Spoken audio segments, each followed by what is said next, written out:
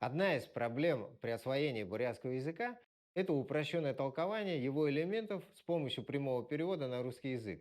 Давайте послушаем короткий диалог. Байыр, А? на машина сошни ямар хонин нэг өнөр гутна.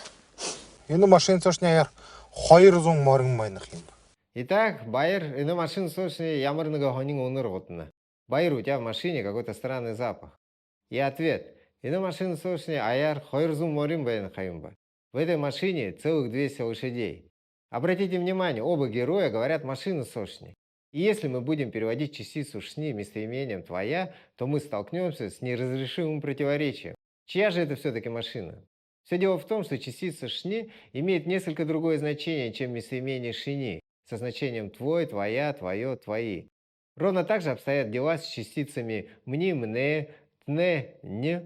А чтобы узнать их истинное значение и избавиться от массы возникающих вопросов, смотрите 5-й урок нашего онлайн-курса «Основы бурятского языка». Друзья, ссылка на онлайн-урок в описании.